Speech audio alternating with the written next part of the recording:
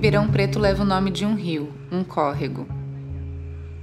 Já foi chamada de Entre Rios pelo fato de estar localizada entre os rios Pardo e Mogi Guaçu.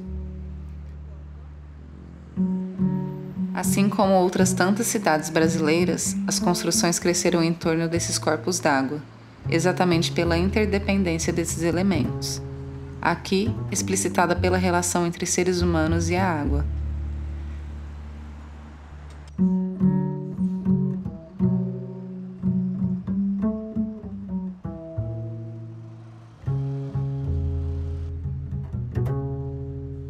As cidades cresceram, progrediram, evoluíram e esqueceram de onde vêm seus nomes. Onde estão as águas que correm pelo território que nós ocupamos?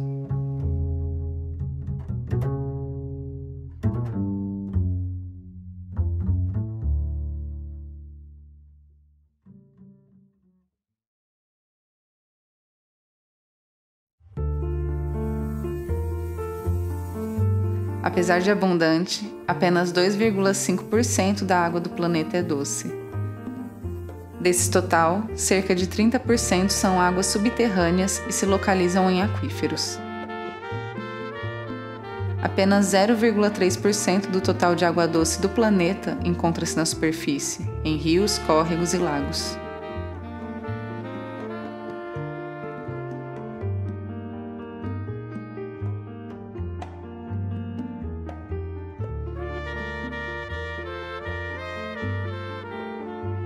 O Rio Pardo, ele nasce em Minas Gerais, no município de Ipuiuna. Tem uma extensão total de 573 quilômetros, sendo que desses, um pouco mais de 400 quilômetros é em terras paulistas. Nós estamos numa região do Brasil que é o Sudeste, né? É uma das regiões com uma densidade populacional, uma das maiores densidades populacionais do nosso país. Então, residem aqui na bacia do Rio Pardo um pouco mais de 1.200.000 habitantes. Então, são muitas pessoas que desempenham o seu trabalho, né, criam seus filhos, vivem aqui na bacia do Rio Pardo.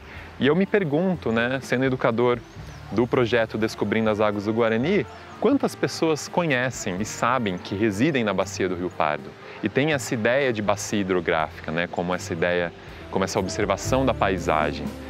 E eu acredito que são poucas.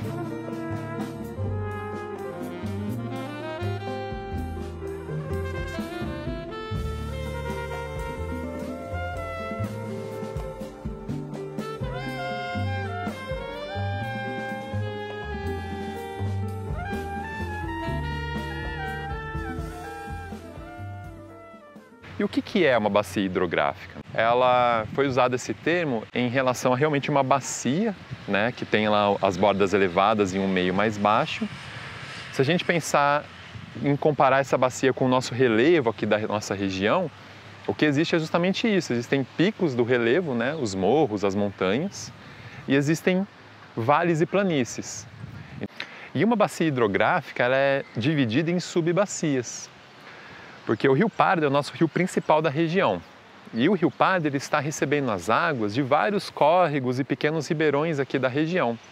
E cada córrego, cada ribeirão, por exemplo, o Ribeirão Preto, um dos mais famosos da nossa região, forma, por sua vez, uma subbacia.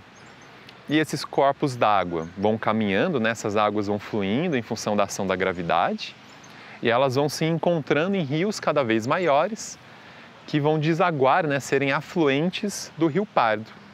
E o Rio Pardo, por sua vez, ele é um dos grandes afluentes do Rio Grande. Todas as bacias hidrográficas elas vão se interconectando justamente em função dos corpos d'água que vão se encontrando, né? E com algumas raras exceções, todos esses rios um dia vão desaguar no oceano, né? No nosso caso, o Oceano Atlântico. Então, a bacia hidrográfica ela é formada por todas as águas superficiais que correm nessa bacia e ela é formada também pelas águas subterrâneas, que correm escondidas no subsolo. No nosso caso aqui, a bacia hidrográfica do Rio Pardo, ela está sobre o aquífero, né? O sistema aquífero Guarani, que é um dos maiores aquíferos do mundo, né? Então, nós vivemos e dependemos dessas águas subterrâneas na nossa localidade.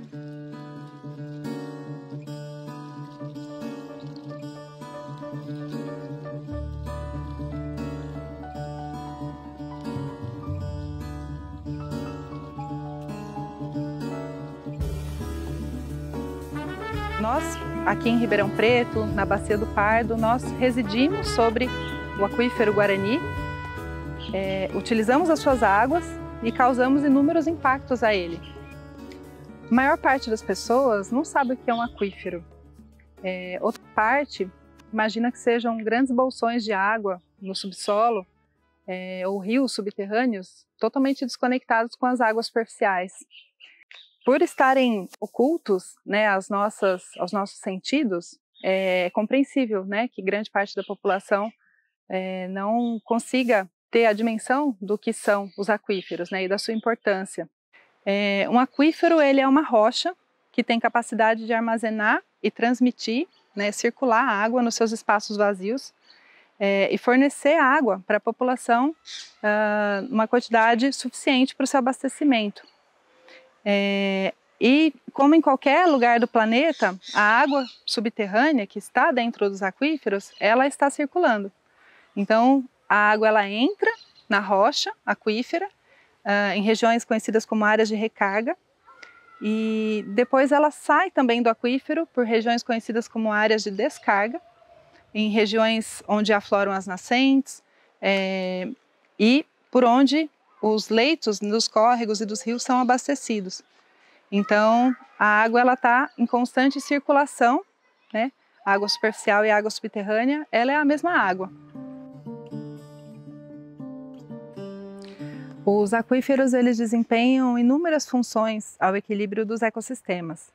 Dentre elas, podemos destacar a função de descarga nos corpos d'água superficiais. No Brasil, cerca de 90% dos córregos e rios, né, da água superficial que temos no nosso país, ela se mantém na estação seca devido ao abastecimento, à alimentação pelos aquíferos. Então isso impacta não apenas na disponibilidade de água para a população, mas em toda a vida aquática e na vida terrestre também, né, de toda a margem do rio, os animais, a vegetação. Então, essa interconexão entre as águas superficiais e subterrâneas talvez seja uma das principais funções que os aquíferos desempenham para o ecossistema.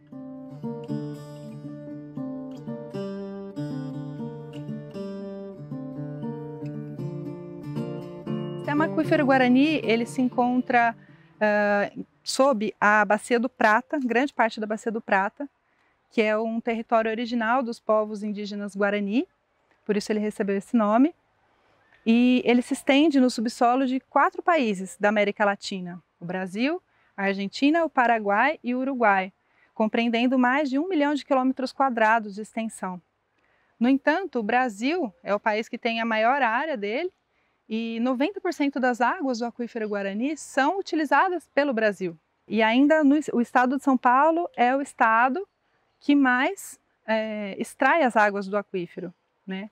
Nós temos o maior número de poços no estado de São Paulo. E nesse contexto, a Bacia do Pardo ela tem uma importância muito grande, né? Por ter cidades como Ribeirão Preto, que são cidades de grande importância econômica, além, né, da utilização direta que a população faz dessas águas, né? Essas águas são utilizadas também para a irrigação, né, de toda a região aqui, né, da agricultura da região, utilizadas para a pecuária. E 50% das cidades da Bacia do Pardo utilizam as águas do aquífero Guarani. Praticamente metade dos municípios estão em área de recarga do aquífero. Então, a nossa responsabilidade, né, da população da Bacia do Pardo na conservação dessas áreas, que são muito especiais, para toda a proteção do aquífero é muito grande, é essencial.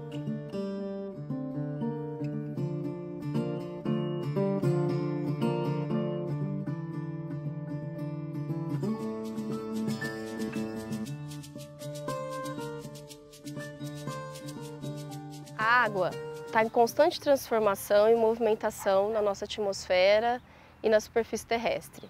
Ela também é um elemento transversal, no sentido de que ela perpassa as diversas atividades sociais, econômicas, e ela é essencial à subsistência da vida, à vida de todos os seres vivos. Nesse sentido, quando a gente pensa em fazer a gestão da água, é importante que a gente traga o conceito de integração, a gestão integrada dos recursos hídricos. Esse é um conceito que está bastante difundido e aceito pelos especialistas, gestores e até para os usuários de água.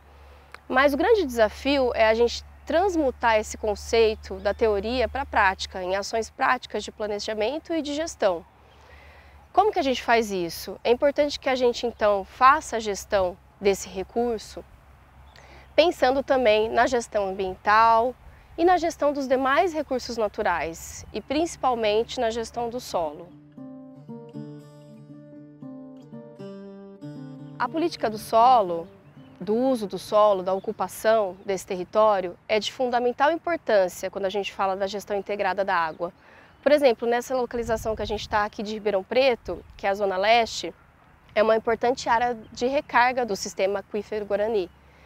E quando a gente pensa, então, na ocupação desse solo da cidade, a gente precisa estabelecer quais regiões, quais localidades devem ou não ter a ocupação, né, expansão urbana, a ocupação pela população e pelas atividades econômicas também nessa bacia hidrográfica.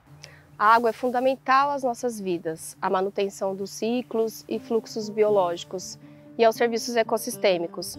Por isso é muito importante que na gestão integrada da água não seja desassociada a gestão dos mananciais superficiais e subterrâneos.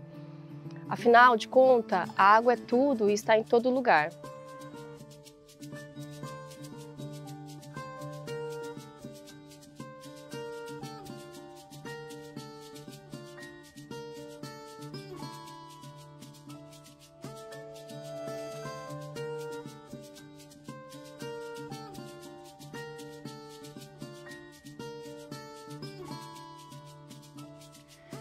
Frente às questões que envolvem as crises ecológicas, é comum nos sentirmos angustiados e impotentes.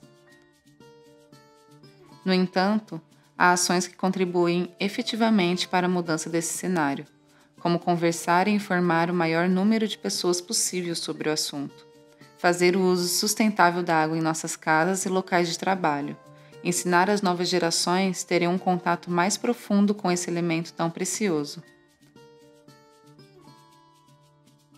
Ao conhecer melhor os problemas e aprender como colocar a mão na massa e fazer diferente, podemos pôr os aprendizados em prática no nosso dia a dia.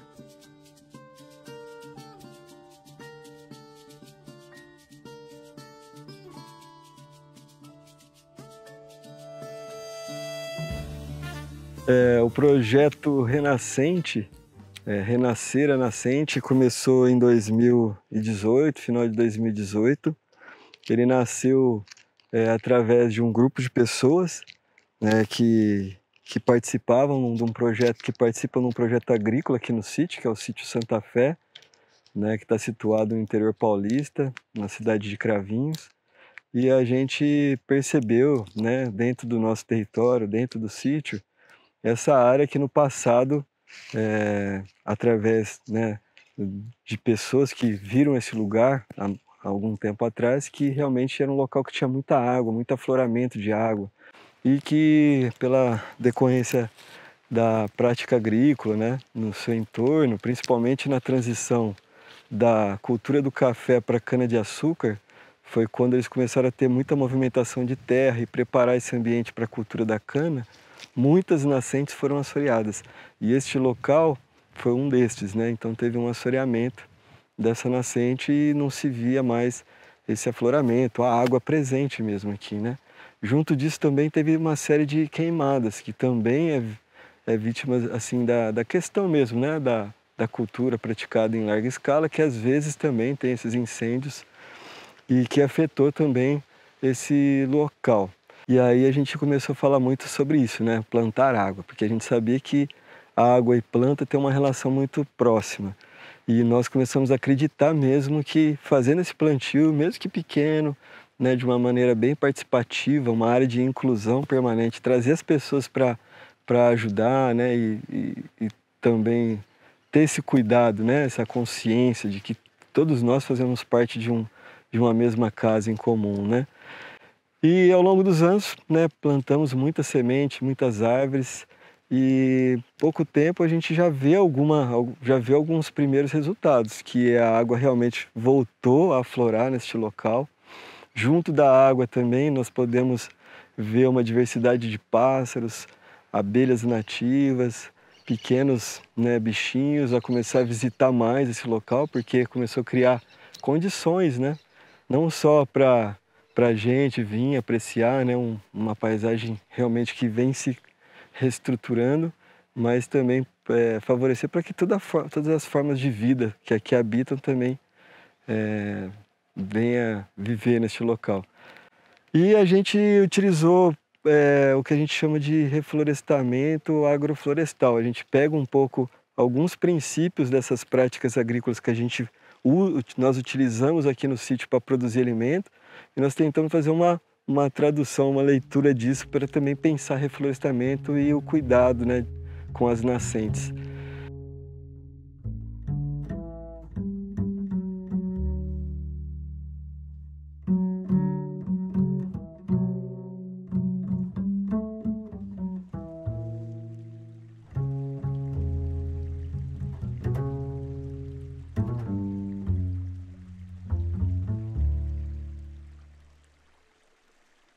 E a gente vê que, na verdade, tudo faz parte de uma coisa só, né?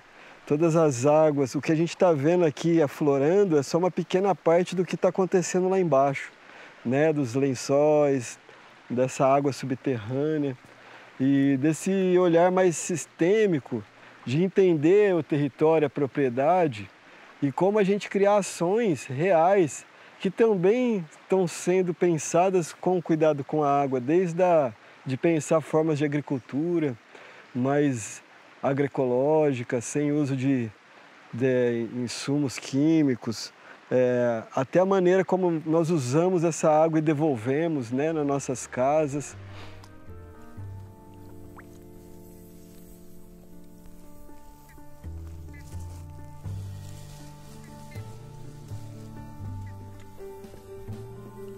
Ribeirão Preto está localizado em cima do aquífero Guarani e tem uma extensa área de recarga. Além de obter um conhecimento sobre nossa geografia, devemos saber a forma que a água se expressa no território, que facilita pensarmos em formas e ações regenerativas de coexistência com esse elemento sagrado para a vida. A ação de plantar a água, que brota para fora da terra e permanece abraçada com as raízes das plantas em seu curso extenso através do território, pode beneficiar uma cadeia imensa de seres vivos quando cuidada, e chegar até o oceano para iniciar novamente seu ciclo. Cuidarmos de nossas cidades é também cuidarmos de nossas águas.